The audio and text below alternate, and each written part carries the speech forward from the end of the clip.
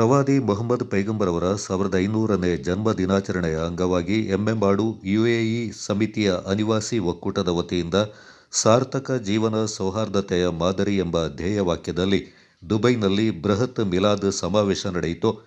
Dera ದುಬೈನಲ್ಲಿರುವ land mark hotel ಸಭಾಂಗಣದಲ್ಲಿ ಎಮ್ಮೆಂಬಾಡು UAE ಸಮಿತಿ ಅನಿವಾಸಿ ಒಕ್ಕೂಟದ ಅಧ್ಯಕ್ಷರಾದ ಜುಬೈರ್ ಅವರ ಅಧ್ಯಕ್ಷತೆಯಲ್ಲಿ ನಡೆದ ಕಾರ್ಯಕ್ರಮವನ್ನು ಆಬಿದ್ ಸಹದಿ ಅವರು ಉದ್ಘಾಟಿಸಿ ಮಾತನಾಡಿದರು.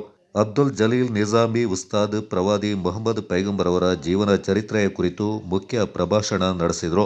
ಕಾರ್ಯಕ್ರಮದಲ್ಲಿ ಮುಖ್ಯ ಅತಿಥಿಗಳಾಗಿ ಎಮ್ಮೆಂಬಾಡು ತಾಜುಲ್ ಇಸ್ಲಾಂ ಮುಸ್ಲಿಂ ಜಮಾತ್ನ ಅಧೀನದಲ್ಲಿ ಕಾರ್ಯಾಚರಣೆ ಮಾಡ್ತಾ ಇರುವ ರಿಫಾಯಿ ದಫ್ ಸಂಘದ ಕಲ್ಫಾ ಮೊಹಮ್ಮದ್, ಕೊಡಗು ಸುನ್ನಿ ವೆಲ್ಫೇರ್ ಅಸೋಸಿಯೇಷನ್ನ ಜೆಸಿಸಿ ಅಧ್ಯಕ್ಷರಾದ ಅಬೂಬಕರ್ ಹಾಜಿ ಕೊಟ್ಟಮುಡಿ, ಕೊಡಗು ಸುನ್ನಿ ವೆಲ್ಫೇರ್ ಅಸೋಸಿಯೇಷನ್ನ ಯುಎಇ ಅಧ್ಯಕ್ಷರಾದ ಅಹಮದ್ ಚಾಮಿಯಾಲ ಪ್ರವಾದಿ ಮೊಹಮ್ಮದ್ ಪೈಗಂಬರ್ ಅವರ ಜೀವನ ಚರಿತ್ರೆಯ ಕುರಿತು ಪ್ರಾಸ್ತಾವಿಕ ಮಾತುಗಳನ್ನಾಡಿ ಶುಭ ಹಾರೈಸಿದರು. ಕಾರ್ಯಕ್ರಮದಲ್ಲಿ ರಿಫಾಯಿ ದಫ್ ಸಂಘದ ಖಲ್ಫಾ ಮೊಹಮ್ಮದ್, ಇಸಿ ಕಾರ್ಗೋ ಮಾಲೀಕ ಅಶ್ರಫ್, ಹಮೀದ್ ನಾಪೊಕ್ಲು, ರಫೀಕ್ ಹಾಜಿ ಚಾಮಿಯಾಲ, ಇಸ್ಮಾಯಿಲ್ ಮೂರ್ನಾಡು ಅವರನ್ನ ಸನ್ಮಾನಿಸಿ ಗೌರವಿಸಲಾಯಿತು. ರಿಫಾಯಿ ದಫ್ ಸಂಘದ ಖಲ್ಫಾ ಮೊಹಮ್ಮದ್ ಅವರ ನೇತೃತ್ವದಲ್ಲಿ ಆಕರ್ಷಕ ದಫ್ ಪ್ರದರ್ಶನ ನಡೆಯಿತು. ಕಾರ್ಯಕ್ರಮದ ಅಂಗವಾಗಿ ಹುರಾನ್ ಕಿರಾತ್, ಮೌಲೂದ್ ಪಾರಾಯಣ, ಬುರ್ದಾ ಆಲಾಪನೆ, ಮಕ್ಕಳ ಹಾಗೂ ಯುವಕರ ಭಾಷಣ, ಗೀತಗಾಯನ, ಮಹಿಳೆಯರಿಗೆ ಇಸ್ಲಾಮಿಕ್ ರಸಪ್ರಶ್ನೆ ಕಾರ್ಯಕ್ರಮಗಳು ಜರುಗಿದವು. ಕೊಡಗಿನ ಹಲವಾರು ಅನಿವಾಸಿ ಒಕ್ಕೂಟದ ಸದಸ್ಯರು ಕಾರ್ಯಕ್ರಮದಲ್ಲಿ ಪಾಲ್ಗೊಂಡಿದ್ದರು. ಕಾರ್ಯಕ್ರಮದಲ್ಲಿ Abid ಕಿರಾಹತ್ ಪಠಿಸಿದರು.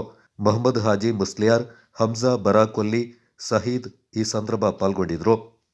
Kodagu channel news, Zakariya Napoklu.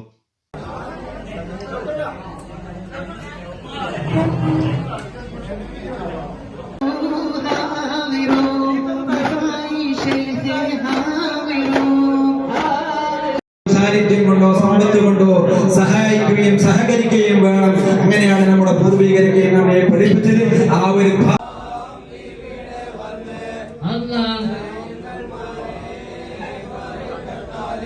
Allah